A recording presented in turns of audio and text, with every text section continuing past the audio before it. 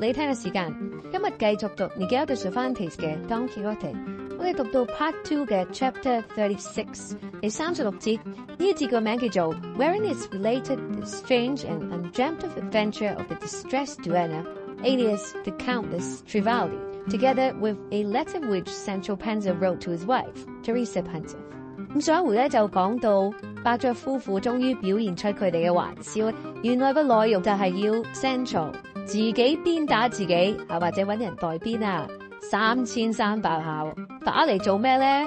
打咗就可以幫 Doña del Toboso， 即係Don Quixote嘅夢中情人解咒，解咗咒會點啊？解咒咪回復佢樣貌，回復佢嘅品德，佢嘅血統，尊貴嘅 Doña 咧就會憑空而降，咁為此咧Don Quixote當然係樂此不疲嘅，亦都希望 Sancho 會代佢達成呢個願望。Sancho 一聽到呢個懲罰，一開始當然係反抗反對，但係受到眾人唆使強烈要求咧，咁佢都只好就範。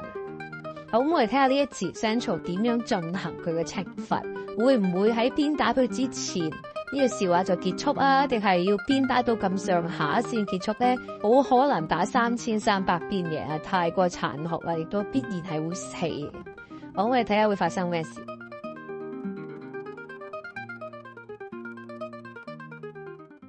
The Duke had a majordomo of a very facetious and sportive turn, and he it was that played the part of Merlin, made all the arrangements for the late adventure, composed the verses, and got a page to represent Doña. And now, with the assistance of his master and mistress, he got up another of the drollest and strangest contrivances that can be imagined. The Duchess asked Sancho the next day if he had made a beginning with his penance task, which he had to perform for the disenchantment of Doña. He said he had, and had given himself 5 lashes overnight. The Duchess asked him what he had given them with. He said with his hand. That, said the Duchess, is more like giving oneself slaps than lashes. I'm sure the sage Merlin will not be satisfied with such tenderness. Worthy Sancho must make a scourge with claws, or a kettle 9 tails. That will make itself felt, for it's with blood that letters enter, and the release of so great a lady as Doña will not be granted so cheaply, or at such a paltry price. And remember, Sancho, that works of charity done in a lukewarm and half-hearted way are without merit and of no avail. To which Sancho replied, If your ladyship will give me a proper scourge or cord, I'll lay on with it, provided it does not hurt too much. For you must know, boar as I am, my flesh is more cotton than hemp, and it won't do for me to destroy myself for the good of anybody else. So be it by all means, said the Duchess. Tomorrow I'll give you a scourge that will be just the time for you, and will accommodate itself to the tenderness of your flesh, as if it was its own sister. Then said Sancho, Your Highness must know, dear lady of my soul, that I have a letter written to my wife, Teresa Panza, giving her an account of all that has happened me since I left her. I have it here in my bosom, and there's nothing wanting but to put the address to it. I'd be glad if your discretion would read it, for I think it runs in the governor's style. I mean the way governors ought to write. And who dictated it? Asked the Duchess. Who should have dictated but myself, sinner as I am, said Sancho. And did you write it yourself? Said the Duchess. That I didn't, said Sancho, for I can neither read nor write, though I can sign my name. Let us see it, said the Duchess, for never fear by your display in it the quality and quantity of your wit. Sancho drew out an open letter from his bosom, and the Duchess, taking it, found it ran in this fashion. Sancho Panza's letter to his wife, Teresa Panza. If I was well whipped, I went mounted like a gentleman. If I have got a good government, it is at the cost of a good whipping. Thou wilt not understand this just now, my Teresa. By and by thou wilt know what it means. I may tell thee, Teresa, I mean thee to go in a coach, for that is a matter of importance, because every other way of going is going on all fours. Thou art a governor's wife. Take care that nobody speaks evil of thee behind thy back. I send thee here a green hunting suit that my lady the Duchess gave me. Alter it so as to make a petticoat and bodice for our daughter. Don Quixote, my master, if I am to believe what I hear in these parts, is a madman of some sense, and a droll blockhead, and I am in no way behind him. We have been in the cave of Montesinos, and the sage Merlin has laid hold of me for the disenchantment of Doña de Toboso, her that is called Aldonza Lorenzo over there, with 3,300 lashes, less 5, that I am to give myself. She will be left as entirely disenchanted as the mother that bore her. Say nothing of this to anyone, for make thy affairs public, and some will say they are white and others will say they are black. I shall leave this in a few days for my government, to which I am going with a mighty great desire to make money, for they tell me all new governors set out with the same desire. I will feel the pulse of it, and will let thee know if thou art to come and live with me or not. Dapple is well and sends many remembrance to thee. I am not going to leave him behind, though they took me away to be Grand Turk. My lady the Duchess kisses thy hands 1,000 times. Do thou make a return with 2,000, for as my master says, nothing costs less or is cheaper than civility. God has not been pleased to provide another valise for me with another 100 crowns, like the one the other day. But never mind, my Teresa, the bell ringer is in safe quarters, and all will come out in the scouring of the government. Only it troubles me greatly what they tell me, that once I have tasted it, I will eat my hands off after it. And if that is so, it will not come very cheap to me. Though, to be sure, the maimed have a benefice of their own in the alms they beg for, so that one way or another thou wilt be rich and in luck. God give it to thee as he can, and keep me to serve thee. From this castle, the 20th of July, 1614. Thy husband, the governor, Sancho Panza. When she had done reading the letter, the Duchess said to Sancho, on 2 points the worthy governor goes rather astray. One is in saying or hinting that this government has been bestowed upon him for the lashes that he is to give himself, when he knows that when my lord the Duke promised it to him, nobody ever dreamt of such a thing as lashes. The other is that he shows himself here to be very covetous, and I would not have him a money seeker, for covetousness bursts the bag, and a covetous governor does ungoverned justice. I don't mean it that way, Senora, said Sancho, and if you think the letter doesn't run as it ought to do, it's only to tear it up and make another, and maybe it will be a worse one if it is left to my gumption. No, said the Duchess, this one will do, and I wish the Duke to see it. With this they betook themselves to the garden where they were to dine, and Duchess showed Sancho's letter to the Duke, who was highly delighted with it. They dined, and after the cloth had been removed and they had amused themselves for a while with Sancho's rich conversation, the melancholy sound of a 5 and harsh discordant drum made itself heard. All seemed somewhat put out by this dull, confused, martial harmony, especially Don Quixote, who could not keep his seat from pure disquietude. As to Sancho, it is needless to say that fear drove him to his usual refuge, the side or the skirts of the Duchess, and indeed and in truth the sound they heard was a most doleful and melancholy one. While they were still in uncertainty, they saw advancing towards them through the garden 2 men clad in mourning robes so long and flowing that they trailed upon the ground. As they marched, they beat 2 great drums, which were likewise draped in black, and beside them came the 5-player, black and somber like the others. Following these came a personage of gigantic stature, enveloped rather than clad in a gown of the deepest black, the skirt of which was the prodigious dimensions. Over the gown, girdling or crossing his figure, he had a broad baldric which was also black, and from which hung a huge scimitar with a black scabbard and furniture. He had his face covered with a transparent black veil, through which might be descried a very long beard as white as snow. He came on keeping step to the sound of the drums with great gravity and dignity, and in short his stature, his gait, the somberness of his appearance, and his following might well have struck with astonishment, as they did, all who beheld him without knowing who he was. With this measured pace and in this guise, he advanced to kneel before the Duke, who with the others awaited him standing. The Duke, however, would not on any account allow him to speak until he had risen. The prodigious scarecrow obeyed, and stand up, removed the veil from his face, and disclosed the most enormous, the longest, the whitest, and the thickest beard that human eyes had ever beheld until that moment. And then fetching up a grave, sonorous voice from the depths of his broad, capacious chest, and fixing his eyes on the Duke, he said, Most high and mighty Signor, my name is Trifaldín of the White Beard. I am squire to the Countess Trifaldi, otherwise called the Distressed Duenna, on whose behalf I bear message to your Highness, which is that your magnificence will be pleased to grant her leave and permission to come and tell you her trouble, which is one of the strangest and most wonderful that the mind most familiar with trouble in the world could have imagined. But first she desires to know if the valiant and never vanquished knight, Don Quixote of La Mancha, is in this your castle. For she has come in quest of him on foot and without breaking her fast from the kingdom of Candy to your realms here, a thing which may and ought to be regarded as a miracle or set down to enchantment. She is even now at the gate of this fortress or plaisance, and only waits for your permission to enter. I have spoken. And with that he coughed, and stroked down his beard with both his hands, and stood very tranquilly waiting for the response of the Duke, which was to this effect. Many days ago, worthy Squire Trifaldín of the white beard, we heard of this misfortune of my lady the Countess Trifaldi, whom the enchanters have caused to be called the distressed duenna. Bid her enter, O stupendous squire, and tell her that the valiant knight Don Quixote of La Mancha is here, and from his generous disposition she may safely promise herself every protection and assistance. And you may tell her too, that if my aid be necessary, it will not be withheld, for I am bound to give it to her by my quality of knight, which involves the protection of women of all sorts, especially widowed, wronged, and distressed names, such as her ladyship seems to be.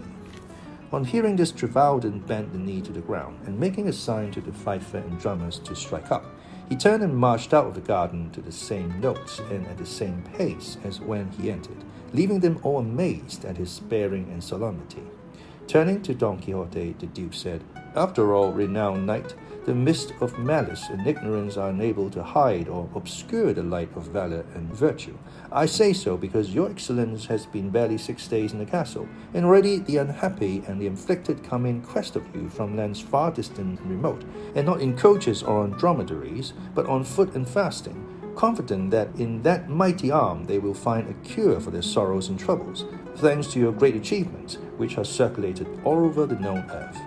I wish, Signor Duke, replied Don Quixote, that blasted ecclesiastic, who at table the other day showed such ill will and bitter spite against knights errant, were here now to see with his own eyes whether knights of the sort are needed in the world.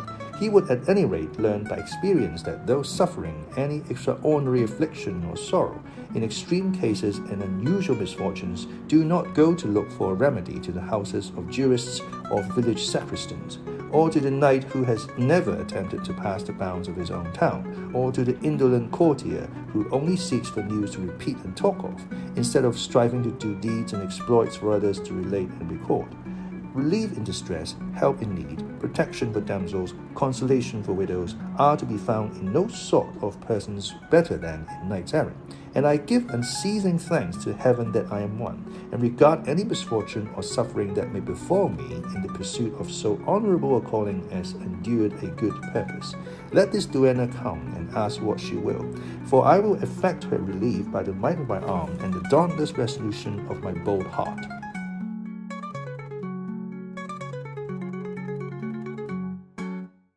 好，呢一節咧有啲過渡性。Sancho 寫信俾佢太太嘅呢個私信俾咗伯爵夫人過目，原因就係佢唔識字，完全係文盲，就想 Duchess 伯爵夫人去睇下。內容咧主要就係講佢將會受到嘅苦楚啦，為咗成為執政人，成為 governor 咧，佢必須要承受呢啲嘢。但係承受完之後咧，到份名成利就啦，咁佢就邀請佢太太過嚟同佢一齊住。話俾佢聽啊，佢嘅 dapple 啊，佢嘅女仔啊點樣啊，咁啲瑣碎事。咁伯爵夫人聽呢封信，佢嘅反應就係嗰啲措辭會唔會唔係幾好啊？寫到你自己好貪詞，又或者寫到你受到鞭打就可以做執政者，個描述有啲唔係好準確喎。Sancho就話：你講嘅大概都啱嘅，呢一篇唔啱我重寫，如果我自己寫咧，只會更差。伯爵夫人就話：冇所謂啦。我覺得呢封信都幾好嘅，我會俾伯爵佢睇噶啦。之後咧，佢就去咗內院度進餐啊。咁進餐嘅時候咧，又有客人嚟啦。呢個客人呢一個車隊咧，佢哋自稱佢哋嘅女管家 Trifaldi 嘅一啲從人嚟，就係話要代表佢去請求 Don Quixote 呢件事究竟係乜嘢事就冇講得清楚，只係話俾佢聽，我哋係由好遠嘅地方嚟，我哋對你咧Don Quixote係有呢個請求。亦都只要你享負盛名，我哋係步行而嚟，好有誠意嘅。伯爵夫婦亦都話Don Quixote你只不過係嚟咗6日，咁多人都係自遠方咧，請求你幫手啊！你呢個遊俠精神咧真係偉大啦。而Don Quixote自己亦都飄飄然，即係話真係可惜啦，當日企起身指責我嘅，你哋嗰位駐保牧師唔喺度去印證呢樣嘢。如果佢見到咧，睇怕佢都會收翻佢之前嘅說話，收翻佢之前嘅指責。咁 Sancho 自己進行嘅鞭打咧，都有一個小插曲嘅，就係伯爵夫人問佢你開始咗你嘅鞭打未啊？ Sancho 話有啊，我琴晚漏夜打自己5下。伯爵夫人話你要用乜嘢去鞭打自己噶？ Sancho 就話會用手打咋。伯爵夫人就話唔夠噶，魔鬼講明咧要見血，所以咧你必須要用呢一啲皮鞭啊、狗線鞭啊呢啲咁嘅嘢去鞭打自己，要見血至得噶。咁樣嘅狀況，呢個玩笑會唔會開得太大咧？好，我哋睇下呢一節有啲咩字同大家分享。Majordomo M-A-J-O-R-D-O-M-O Majordomo 名詞嚟嘅 The chief steward of a large household 總管家總管。但係呢個字就係嚟自西班牙意大利文嘅，有咁嘅源頭。Facetious F-A-C-E-T-I-O-U-S Facetious 形容詞嚟嘅。Treated serious issues with deliberately inappropriate humor. Flippant 用啲唔恰當，有一少少詼諧嘅。Gumption G-U-M-P-T-I-O-N 名詞嚟嘅。Shrewd or spirited initiative and resourcefulness. Shrewd 即係精明啦，都可以話佢係辦事能力高啦咁樣。好，我哋呢一節嚟到呢度，下節再喺度你聽，拜拜。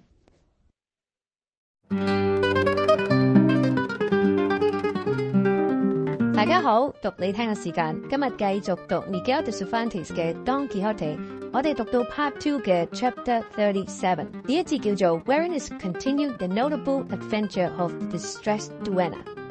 咁上一節咧就講到殺出個程咬金，呢個程咬金咧就係 Trifaldi 管家女管家呢個 duenna， 佢咧就有事希望 Don Quixote 幫佢排難解紛，但係個問題係乜嘢咧就未清楚解釋嘅。Sancho 嘅懲罰，自鞭嘅懲罰係咪要押後下咧？我哋睇下 Countess Trifaldi 呢個女管家，佢想要嘅幫忙究竟係咩？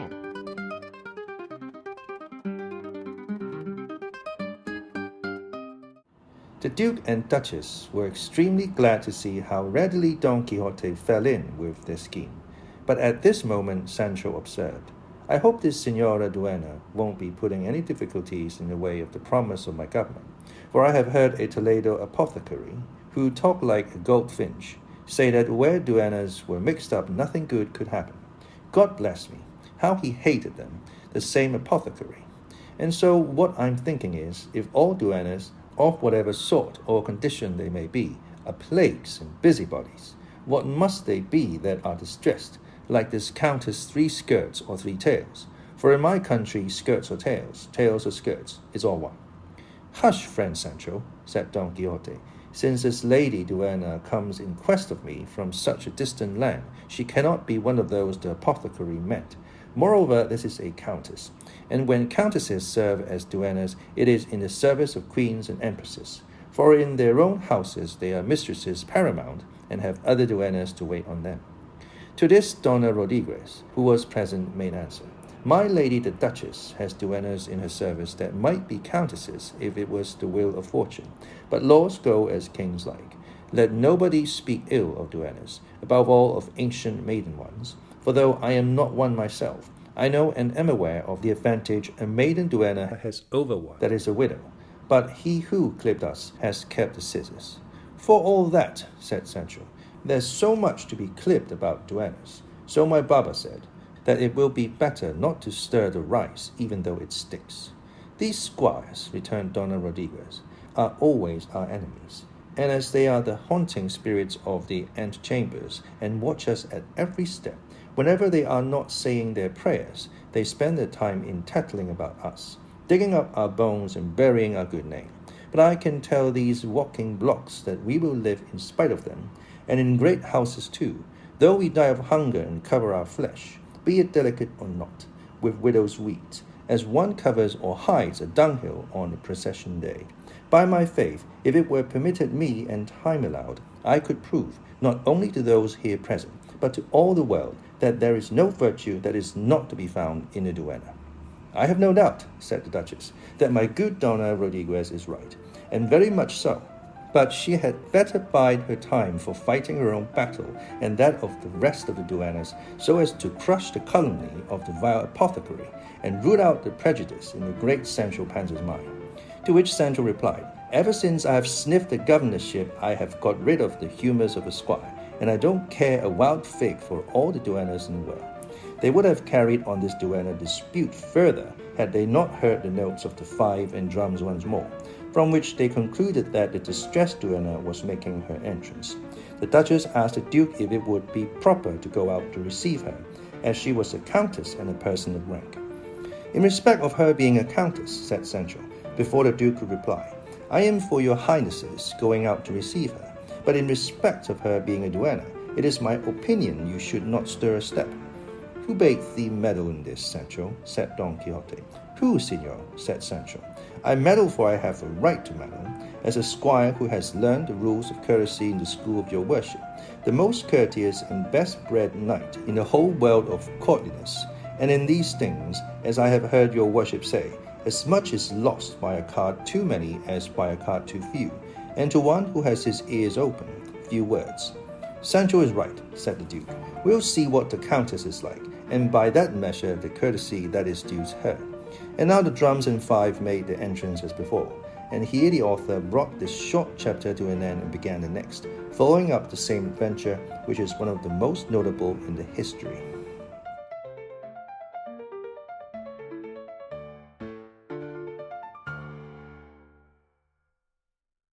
好，呢一節好簡短，咁就敘述 Sancho 對於 Doña 嘅反感，佢咧就好唔中意佢哋，佢都係話，我都係聽坊間傳言一啲藥師講嘅咋，話佢哋好麻煩嘅，信唔過嘅。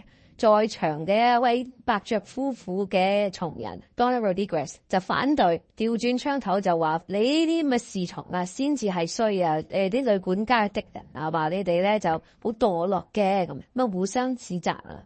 而呢個時候咧，尊貴嘅女管家咧 Dolores 又要降臨啦。咁我哋睇下下一節咧會發生咩事。好，呢一節有兩個字同大家分享 ，apothecary。A-P-O-T-H-E-C-A-R-Y 名詞嚟嘅 ，a person who prepared and sold medicine and drugs。藥師啊 ，calumny C-A-L-U-M-N-Y 名詞嚟嘅 ，the making of false and defamatory statements about someone in order to damage their reputation。slander 誹謗誣衊中傷。好，我哋下一節再同大家讀你聽，拜拜。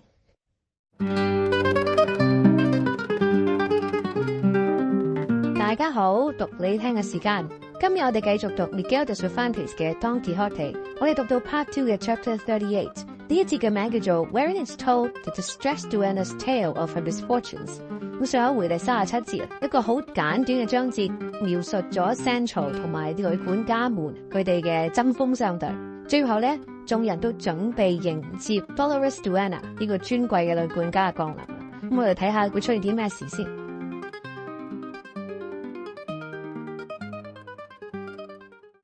Following the melancholy musicians, there filed into the garden as many as 12 duennas, in 2 lines, all dressed in ample mourning robes apparently of milled serge, with hoods of fine white gauze, so long that they allowed only the border of the robe to be seen.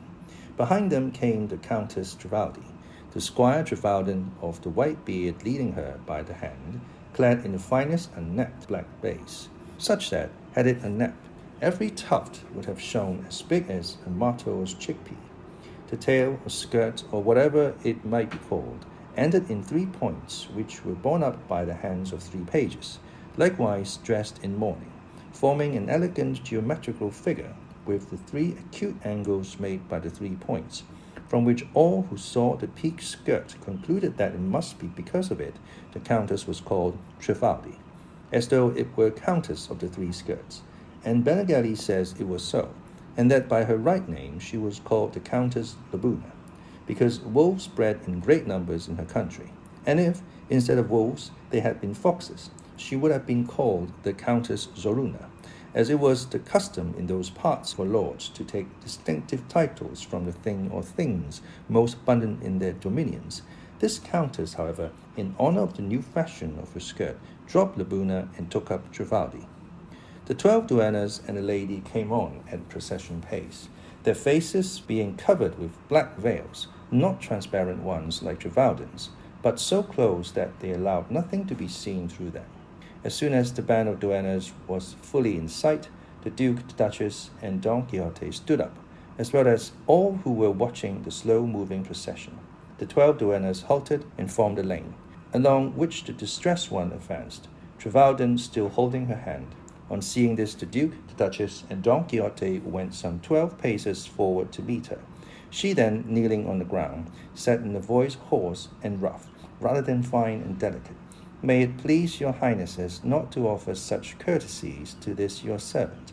I should say this to your handmaid, for I am in such distress that I shall never be able to make a proper return, because my strange and unparalleled misfortune has carried off my wits, and I know not whither, but it must be a long way off, for the more I look for them, the less I find them." "He would be wanting in wit, Signora Countess," said the Duke, "who did not perceive your worth by your person, for at a glance it may be seen it deserves all the cream of courtesy and flower of polite usage." And raising her up by the hand, he led her to a seat beside the Duchess, who likewise received her with great urbanity. Don Quixote remained silent, while Sancho was dying to see the features of Trifaldi and one or two of her many duennas, but there was no possibility of it until they themselves displayed them of their own accord and free will. All kept still, waiting to see who would break silence, which the distressed duenna did in these words: "I am confident, most mighty lord, most fair lady, and most discreet company, that my most miserable misery will be accorded a reception no less dispassionate than generous and condolent in your most valiant bosoms. For it is one that is enough to melt marble, soften diamonds, and mollify the steel of the most hardened hearts in the world. But it is proclaimed to your hearing, not to say your ears, I would fain be enlightened whether there be present in this society, circle, or company, that knight immaculatimus, Don Quixote de la Manchísima, and his qualissimus Panza." "The Panza is here," said Sancho, before anyone could reply, "and Don Quixotissimus too. And so, most distressedest duenissima, you may say what you willissimus, for we are all readissimus to do you any servicimus." On this Don Quixote rose, and addressing the distressed duenna, said, "If your sorrows, afflicted lady, can indulge in any hope of relief from the valor or might of any knight-errant, here are mine, which, feeble and limited though they be, shall be entirely devoted to your service. I am Don Quixote of La Mancha, whose calling it is to give aid to the needy of all sorts, and that being so, it is not necessary for you, Signora, to make any appeal to benevolence or deal in preambles, only to tell your woes plainly and straightforwardly, for you have hearers that will know how, if not to remedy them, to sympathize with them."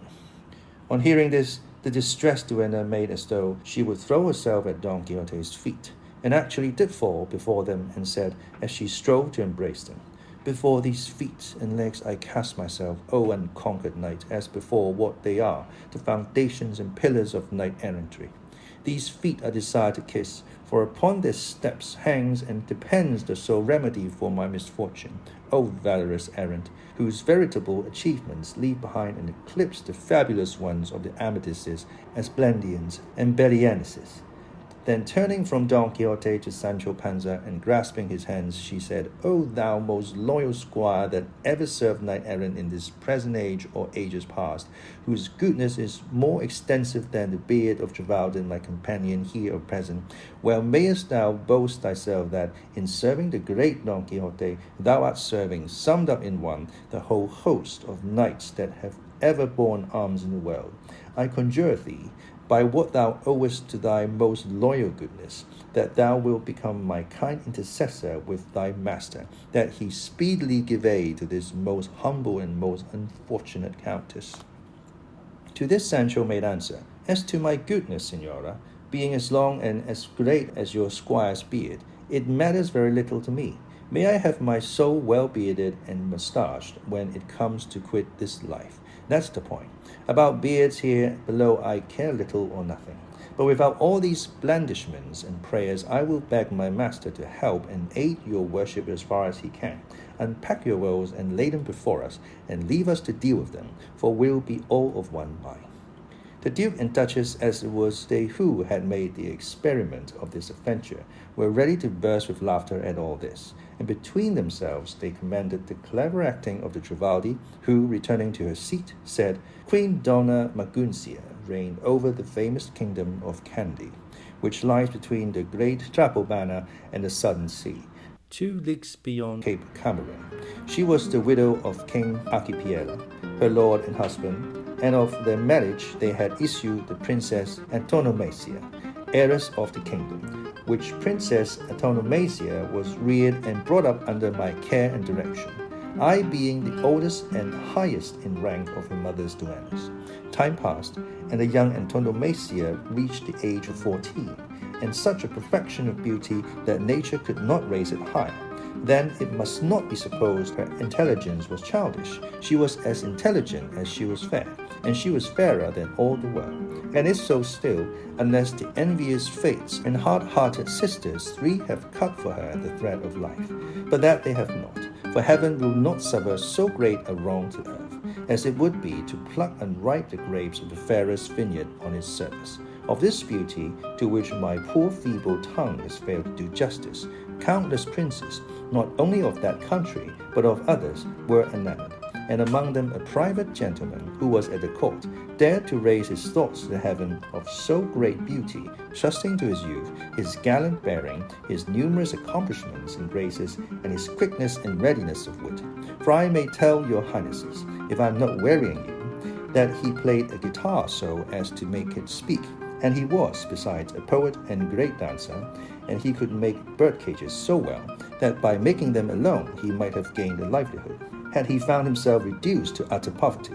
And gifts and graces of this kind are enough to bring down a mountain, not to say a tender young girl.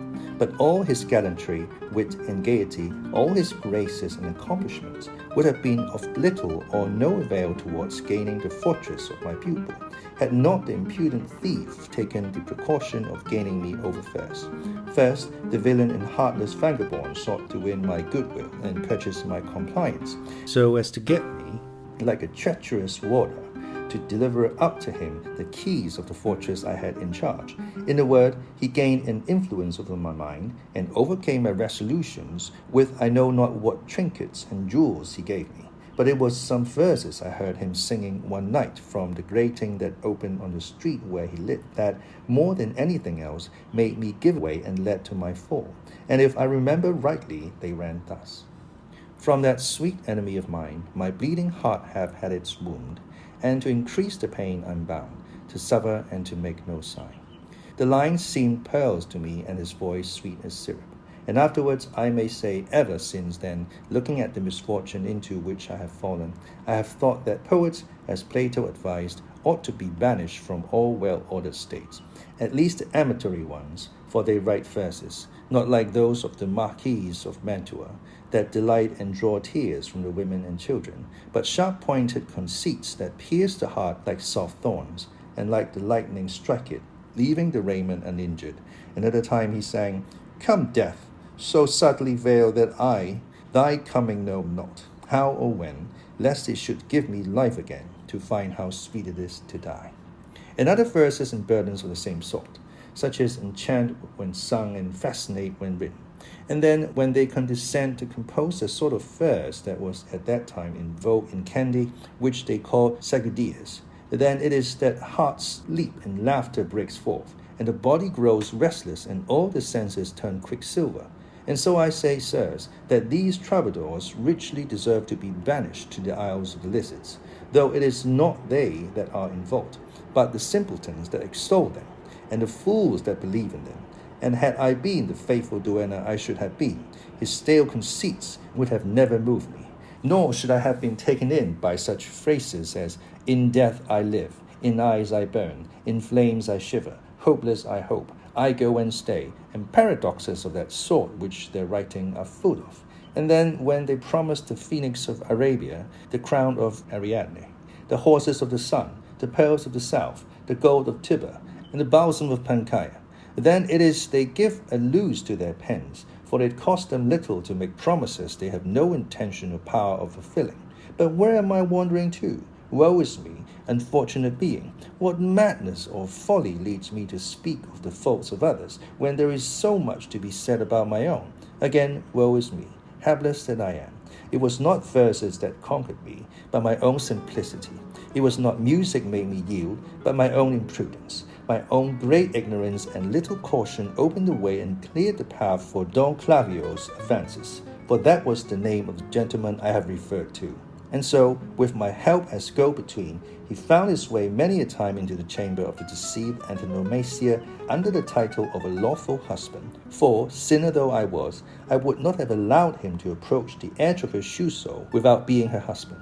No, not that. Marriage must come first in any business of this sort that I take in hand. But there was one hitch in this case, which was that of inequality of rank, Don Clavijo being a private gentleman and the Princess Antonomasia, as I said, heiress to the kingdom. The entanglement remained for some time a secret, kept hidden by my cunning precautions, until I perceived that a certain expansion of waste in Antonomasia must before long disclose it, the dread of which made us all there take counsel together, and it was agreed that before the mischief came to light, Don Clavijo should demand Antonomasia as his wife before the vicar, in virtue of an agreement to marry him made by the princess, and drafted by my wit in such binding terms that the might of Samson could not have broken it. The necessary steps were taken. The vicar saw the agreement and took the lady's confession. She confessed everything in full, and he ordered her into the custody of a very worthy alguacil of the court. Are there alguacils of the court in Kandy too? Said Sancho at this, and poets and seguidillas. I swear I think the world is the same all over. But make haste, Signora Trifaldi, for it is late, and I am dying to know the end of this long story. I will, replied the countess.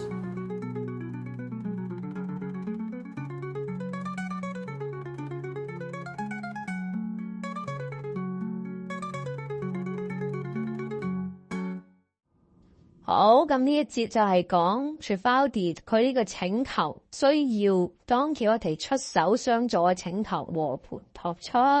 佢自稱佢來自一個遙遠嘅國度啦，呢個國度咧有公主啦 Antonomasia， 佢咧就有一個秘密嘅戀人 Don Clavijo。呢個 Don Clavijo 唔單止係詩人，仲識玩音樂、彈吉他，又識整鳥籠，多才多藝，好快咧就奪取到 Antonomasia 嘅芳心。但係咧 Antonomasia 只係一個14歲嘅女孩，佢哋兩個人咧就兩情相悅，發生咗超友誼關係。呢個女管家 Trifaldi 點可以置身事外呢？當然係得到佢嘅默許。點解 Trifaldi 又會隻眼開隻眼閉，等二人經常幽會，至到懷孕，就因為 Don Clavijo 就用咗好多甜言蜜語，用咗好多詩詞歌賦，佢魅力就感染咗佢啦。呢當然都係藉口啦，而 Trifaldi 都心知肚明自己係難辭其咎嘅。懷孕咗之後 Trifaldi 當然唔可以將呢件事瞞天過海，於是乎就要求 Clavijo 咧同公主奉子成婚，亦都聯絡見證人，聯絡咗牧師啊。咁事情似乎向結婚階段進行，不過呢個故事未完嘅。我哋下一節睇下到底發展成點，我相信都係唔好噶啦。如果係好嘅就唔需要Don Quixote出手。好，我哋睇下呢節有啲咩字同大家分享。Urbanity，urbanity，名詞嚟嘅 ，courteousness and refinement of manner， 溫文爾雅，好有禮貌。veritable，veritable，V-E-R-I-T-A-B-L-E， 形容詞嚟嘅 ，used for emphasis often to qualify a metaphor， 不折不扣，名副其實咁嘅意思啦。amatory，amatory。A-M-A-T-O-R-Y 形容詞嚟嘅 relating to or induced by sexual love or desire， 除咗情塔之外咧，仲有啲情慾嘅意味喺度嘅 amatory。我哋呢一節讀到呢度，下一節就唔得讀你聽，拜拜。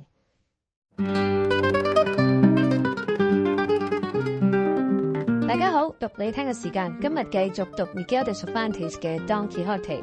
讀到 Part 2嘅 Chapter 39，呢一節嘅名叫做 In which the Trifaldi continues her marvelous and memorable story。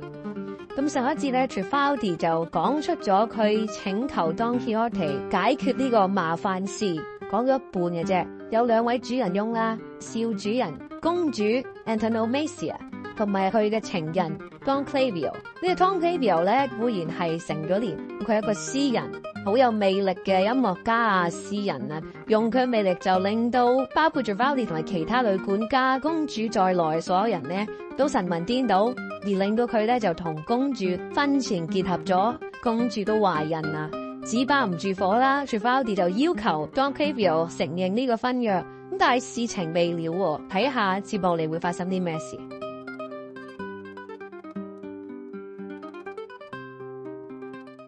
By every word that Sancho uttered, the Duchess was as much delighted as Don Quixote was driven to desperation. He bade him hold his tongue, and the distressed one went on to say, at length, after much questioning and answering, as the princess held to her story, without changing or varying her previous declaration, the vicar gave his decision in favor of Don Clavijo, and she was delivered over to him as his lawful wife, which the Queen Doña Maguncia, the Princess Antonomasia's mother, so took to heart, that within the space of 3 days we buried her. She died, no doubt, said Sancho. Of course, said Trifaldín, they don't bury living people in candy, only the dead. Señor Squire, said Sancho, a man in a swoon has been known to be buried before now, in the belief that he was dead, and it struck me that Queen Maguncia ought to have swooned rather than died, because with life a great many things come right, and the princess's folly was not so great that she need feel it so keenly. If the lady had married some page of hers, or some other servant of the house, as many other has done, so I have heard say, then the mischief would have been past curing. But to marry such an elegant accomplished gentleman as has been just now described to us, indeed, though it was a folly, it was not such a great one as you think. For according to the rules of my master here, and he won't allow me to lie, as of men of letters bishops are made, so of gentlemen knights, especially if they be errant, kings and emperors may be made. Thou art right, Sancho, said Don Quixote, for with a knight errant, if he has but 2 fingers' breadth of good fortune, it is on the cards to become the mightiest lord on earth. But let Señora the distressed one proceed, for I suspect she has got yet to tell us the bitter part of this so far sweet story. The bitter is indeed to come, said the countess, and such bitter that colocynth is sweet and oleander toothsome in comparison. The queen then being dead and not in a swoon, we buried her, and hardly had we covered her with earth, hardly had we said our last farewells, when, with such a fate, who can hold his tears? Over the queen's grave there appeared, mounted upon a wooden horse, the giant Malambruno, Maguncia's first cousin, who besides being cruel as an enchanter, and he, to revenge the death of his cousin, punished the audacity of Don Clavijo, and in wrath at the contumacy of Antonomasia, left them both enchanted by his art on the grave itself, she being changed into an ape of brass, and he into a horrible crocodile of some unknown metal, while between the two there stands a pillar, also of metal, with certain characters in the Syriac language inscribed upon it, which, being translated into Candian, and now into Castilian, contain the following sentence. These 2 rash lovers shall not recover their former shape until the valiant Manchegan comes to do battle with me in single combat, for the fates reserve this unexampled adventure for his mighty valor alone. This done, he drew from his sheath a huge broad scimitar, and seizing me by the hair, he made as though he meant to cut my throat and shear my head clean off. I was terror-stricken. My voice stuck in my throat, and I was in the deepest distress. Nevertheless, I summed up my strength as well as I could, and in a trembling and piteous voice I addressed such words to him as induced him to stay the infliction of a punishment so severe. He then caused all the duennas of the palace, those that are here present, to be brought before him, and after having dealt upon the enormity of our offence, and denounced duennas, their characters, their evil ways and worse intrigues, laying to charge of all what I alone was guilty of, he said he would not visit us with capital punishment, but with others of a slow nature, which would be in effect civil death forever. And the very instant he ceased speaking, we all felt the pores of our faces opening and pricking us, as if with the points of needles. We at once put our hands up to our faces and found ourselves in the state you now see. Here the distressed one and the other duennas raised the veils with which they were covered, and disclosed countenances all bristling with beards, some red, some black, some white, and some grizzled, at which spectacle the Duke and Duchess made a show of being filled with wonder. Don Quixote and Sancho were overwhelmed with amazement, and the bystanders lost in astonishment, while the Trifaldi went on to say, "Thus did that malevolent villain, Malambruno, punish us, covering the tenderness and softness of our faces with these rough bristles. Would to heaven that he had swept off our heads with his enormous scimitar instead of obscuring the light of our countenances with these wool combings that cover us. For if we look into the matter, sirs, where, I ask, can duenna with a beard go to? What father or mother will feel pity for her? Who will help her? For if even when she has a smooth skin and a face tortured by 1,000 kinds of washes and cosmetics, she can hardly get anybody to love her, what will she do when she shows a countenance turned into a thicket? Oh, duennas, companions mine, it was an unlucky moment when we were born, and an ill-starred hour when our fathers begot us." And as she said this, she showed signs of being about to faint.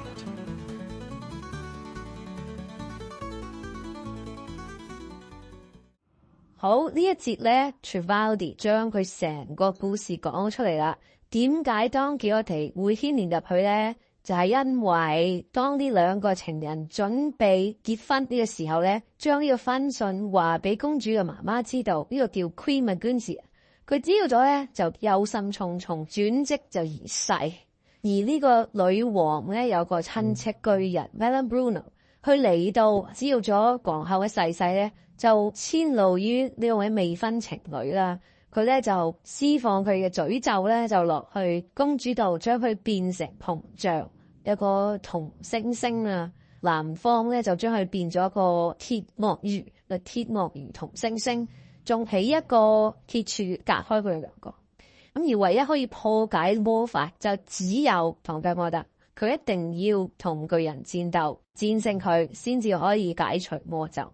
除此之外咧，咒語亦都降臨咗喺眾多女管家身上，包括 Trifaldi。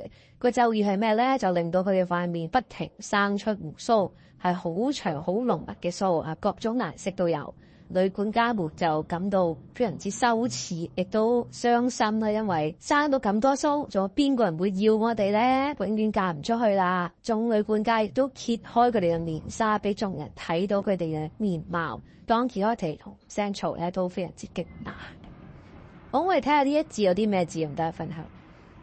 Toothsome Toothsome Toothsome 形容詞嚟嘅，形容食物 temptingly tasty。 Contumacy Contumacy名詞嚟嘅 stubborn refusal to obey or comply with authority, especially disobedience to a court order or summons。文中 contumacy 嘅意思即係話佢唔承擔責任，即係佢冇企出嚟俾法律去公審佢啦，而咧私下結婚就了事啦。呢一節嚟到呢度，下一節再同大家讀你聽，拜拜。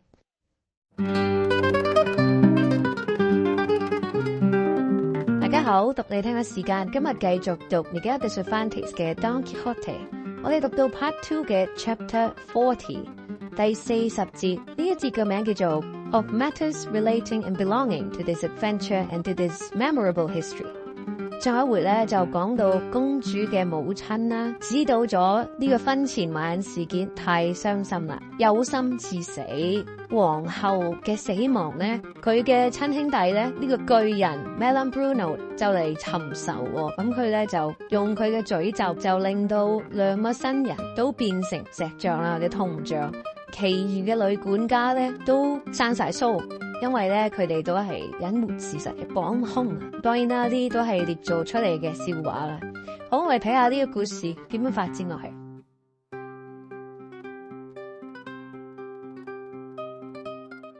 Verily and truly, all those who find pleasure in histories like this ought show their gratitude to Cide Hamete, its original author, for the scrupulous care he has taken to set before us all its minute particulars, not leaving anything, however trifling it may be, that he does not make clear and plain.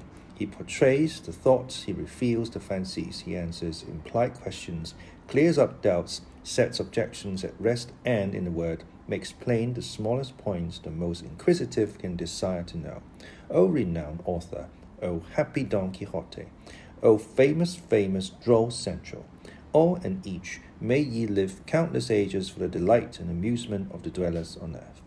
The history goes on to say that when Sancho saw the distressed one faint, he exclaimed, I swear by the faith of an honest man and the shades of all my ancestors the Panzas, that never I did see or hear of, nor has my master related or conceived in his mind, such an adventure as this. 1,000 devils, not to curse thee, take thee, Malambruno, for an enchanter and a giant.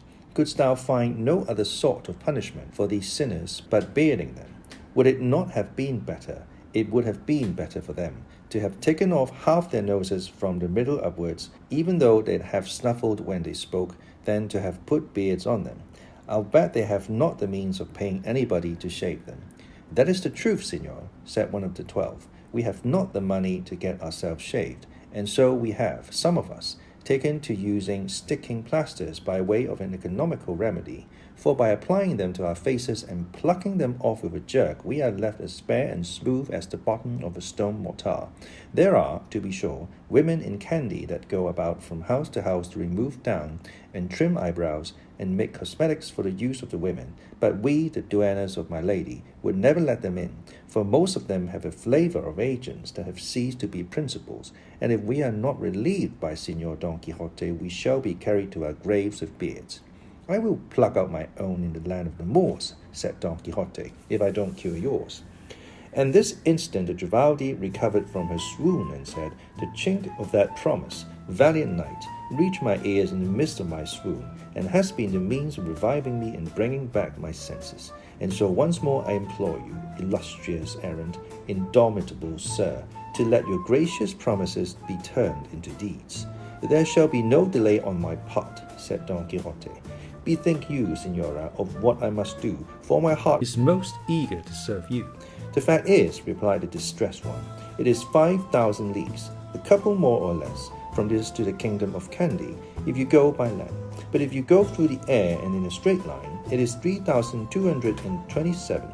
You must know, too, that Malambruno told me that, whenever fate provided the knight our deliverer, he himself would send him a steed far better and with less tricks than a post horse, for he will be the same wooden horse on which the valiant Pierres carried off the fair Magalona, which said horse is guided by a peg he has in his forehead that serves for a bridle, and flies through the air with such rapidity that you would fancy the very devils were carrying him.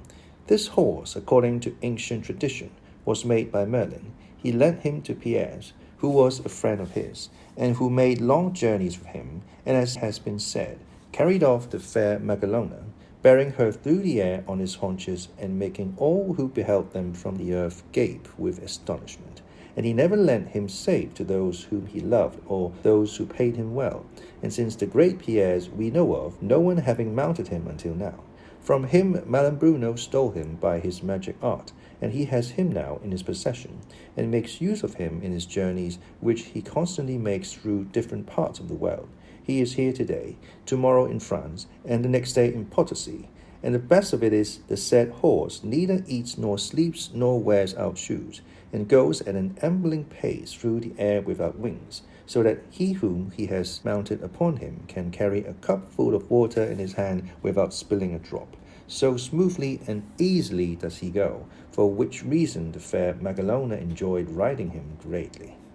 For going smoothly and easily, said Sancho at this, give me my dapple, though he can't go through the air, but on the ground I'll back him against all the amblers in the world. They all laughed, and the distressed one continued, and this same horse, if so be that Malambruno is disposed to put an end to our sufferings, will be here before us ere the night shall have advanced half an hour.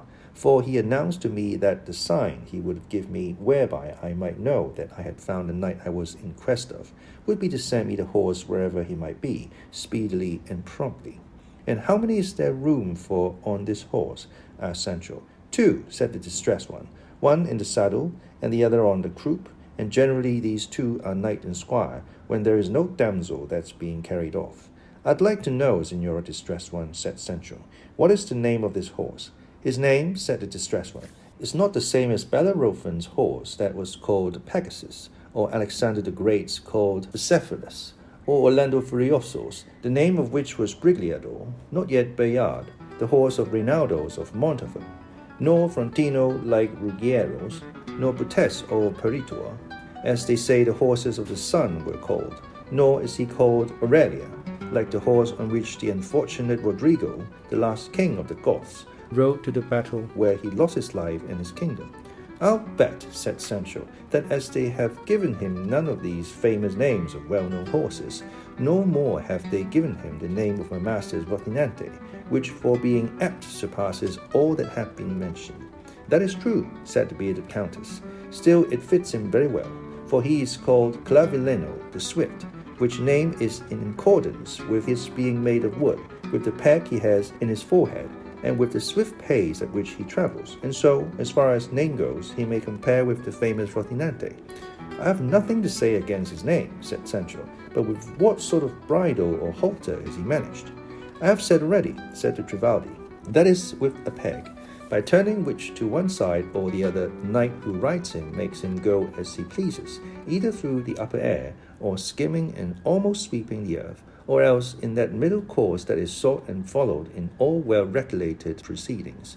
"I'd like to see him," said Sancho, "but to fancy I'm going to mount him, either in the saddle or on the croup, is to ask pears of the elm tree. A good joke indeed. I can hardly keep my seat upon dapple, and on a packed saddle softer than silk itself, and here they'd have me hold on upon haunches of plank without pad or cushion of any sort. Egad, I have no notion of bruising myself to get rid of anyone's beard. Let each one shave himself as best he can. I am not going to accompany my master on any such a long journey. Besides, I can't give any help to the shaving of these beards, as I can to the disenchantment of my lady Dulcinea." "Yes, you can, my friend," replied the Trifaldi, "and so much that without you, so I understand, we shall be able to do nothing." "In the king's name," exclaimed Sancho, "what have squires got to do with the adventures of their masters? Are they to have the fame of such as they go through, and we the labour?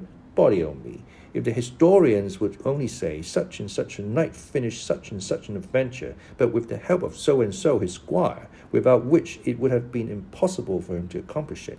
But they write curtly, Don Paralipomenon of the 3 stars accomplished the adventure of the 6 monsters, without mentioning such a person as his squire, who was there all the time, just as if there was no such being. Once more, sirs, I say my master may go alone, and much good may it do him, and I'll stay here in the company of my lady the Duchess, and maybe when he comes back he will find the lady Dulcinea's affair ever so much advanced, for I mean in leisure hours and at idle moments to give myself a spell of whipping without so much as a hair to cover me." "For all that you must go if it be necessary, my good Sancho," said the Duchess, "for they are worthy folk who ask you, and the faces of these ladies must not remain overgrown in this way because of your idle fears. That would be a hard case indeed." "In the king's name once more," said Sancho, "if this charitable work were to be done for the sake of damsels in confinement or charity girls, a man might expose himself to some hardships, but to bear it for the sake of stripping beards of duennas, devil take it, I'll sooner see them all bearded, from the highest to the lowest, and from the most prudish to the most affected." "You are very hard on duennas, Sancho, my friend," said the Duchess. "You incline very much the opinion of the Toledo apothecary. But indeed you are wrong. There are duennas in my house that may serve as patterns of duennas, and here is my Donna Rodríguez, who will not allow me to say otherwise." "Your Excellence may say it if you like," said the Rodríguez, "for God knows the truth of everything, and whether we duennas are good or bad, bearded or smooth, we are our mother's daughters like other women, and as God sent us into the world, he knows why he did, and on his mercy I rely, and not on anybody's beard." "Well, Signora Rodríguez, Signora Trifaldi, and present company," said Don Quixote, "I trust in heaven that it will look with kindly eyes upon your troubles, for Sancho will do as I bid him. Only let Clavijo come, and let me find myself face to face with Malambruno, and I am certain no razor will shave you more easily than my sword shall shave Melambruno's head off his shoulders. For God bears with the wicked, but not forever. Ah, exclaimed the distressed one at this, may all the stars of the celestial region look down upon your greatness with benign eyes, valiant knight, and shed every posterity and valour upon your heart, that it may be the shield and safeguard of the abused and downtrodden race of duennas, detested by apothecaries, sneered at by squires, and made game of by pages. I'll betide the jade that in the flower of her youth would not sooner become a nun than a duenna. Unfortunate beings that we are, we duennas, though we may be descended in the direct male line from Hector of Troy himself, our mistresses never fail to address us as you if they think it makes queens of them. O giant Melambruno, though thou art an enchanter, thou art true to thy promises. Send us now the peerless Clavijo, that our misfortune may be brought to an end. For if the hot weather sets in, and these spears of ours are still there, alas for our lot. The Trifaldi said this in such a pathetic way that she drew tears from the eyes of all, and even Sancho's filled up. And he resolved in his heart to accompany his master to the utmost ends of the earth, if so be the removal of the wool from those venerable countenances depended upon it.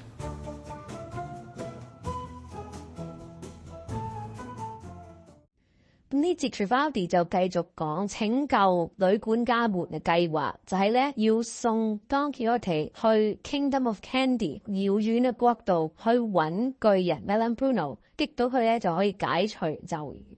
點樣可以短時間內去到呢個地方咧？呢個係問題。如果就咁騎馬去咧，要好耐，係因為距離非常之遠。點樣可以盡快去到縮短距離咧？原來 Melambruno 咧係有承諾過。會派一隻魔法木馬去承載住騎士，就係 Don Quixote 去 Candy。呢個魔法馬咧係會限時限後嘅，但唔係任何時間都去到。眾人咧好希望 Sancho 一齊去同 Don Quixote 同行，而 Sancho 原本咧係唔同意嘅，即係覺得喂，你哋生命有危險，我哋都可以考慮啫，你而家生鬚啫嘛，有乜所謂啫咁。但係咧，女伯爵同埋 Trifaldi 咧都唔同意啦，即係話佢哋係好悲慘嘅。Don Quixote呢個時候就發話，就話你放心啦，只要我命令 Sancho 去咧，佢都係赴湯蹈火噶啦。安排時間就要騎上魔法馬，就去揾巨人報仇啦。好，我哋睇下呢一段有啲咩字同大家分享。Indomitable, indomitable, indomitable 形容詞嚟嘅。Impossible to subdue or defeat， 我會解做不敗，唔容易擊敗佢，唔容易擊倒佢。女管家用嚟形容 Don Quixote 托佢大腳啊，斬到佢飄飄然，不屈嘅。好，我哋下一次再同大家讀你聽，拜拜。